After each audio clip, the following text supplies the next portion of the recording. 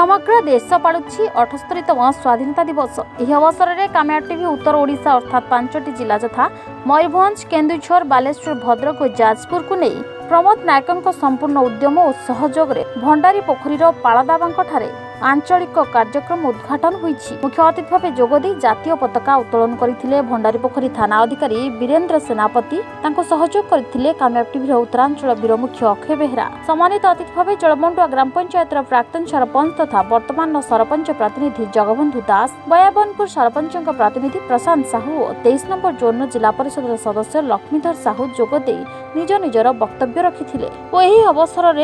अवसर प्राप्त सेनाधिकारी सुभाष महापात्र, राज्यपाल पुरस्कार प्राप्त तथा विशिष्ट शिशु साहित्यिक एवं प्राक्तन अवदान प्राप्त सहकारी गोष्ठी शिक्षा अधिकारी पुरुषोत्तम धल, सुनामधन्य कलाकार बंशीवादक मंच अभिनेता बसंत जेना महोदय को संबर्धना प्रदान करा जायथिला। काम्या टीवी भद्रक जिला प्रतिनिधि सुब्रत पाल, जिला स्वतंत्र प्रतिनिधि जगन्नाथ नायक, भंडारी पोखरी ब्लॉक प्रतिनिधि त्रिलोचन दास, धामनगर ब्लॉक प्रतिनिधि प्रद्युम्न नायक प्रमुख उपस्थित थिले। पवित्र 78तम स्वाधीनता दिवस आज सारा राज्य रे कोण अनुकोण रे पालन करा जाउची। सेही अवसर रे मो समस्त को मो तरफरु बहुत बहुत धन्यवाद जणाइबा संगे संगे आम अंचल भंडारी पोखरी काम्या टीवी तरफरु जो आंचलिक ऑफिस भंडारी पोखरी ठारे आज उद्घाटन हैला।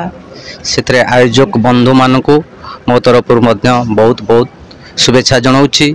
एतिकी आज ये पवित्र स्वाधीनता दिवस रे वार्ता रहिबो जो काम्या टीवी तार आंचलिक ऑफिस जो उद्घाटन कला ता निरपेक्ष संवाद परिवेषण कले।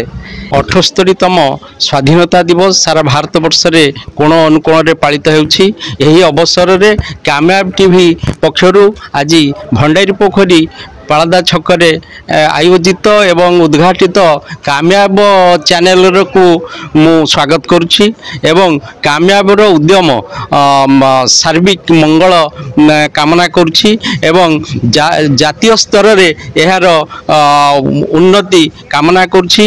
एहार उद्योक्ता माने संवाद परिवेषण रे सत्यता, संहति, निरपेक्षता अवलंबन कले आम समाज आहुरी संस्कारित हेबो, आहुरी गठनमूलक कार्य पाई। जी 78तम स्वाधीनता दिवस सारा भारत वर्ष रे पालन करा जाउछि।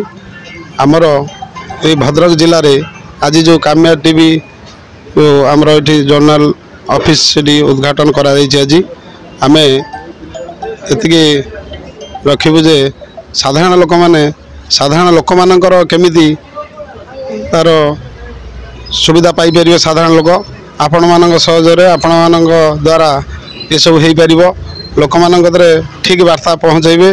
ये पहुँचले निश्चित आमर आमे भी कामना करचु जे आमर काम्या टीवी आगु आगु जाऊ एवं आमे भी जहाँ आम द्वारा सहयोग साहाय्य हो पार आमे भी आपण मान सार्वजनिक करवा कोण अनुकोण रे थिबा साधारण लोकटी यार मर्म बुझु, यार जातीयता बुझु एवं मातृभूमि की भल पाइबा शिखु, मातृभूमिर सुरक्षा दायित्व लिभु।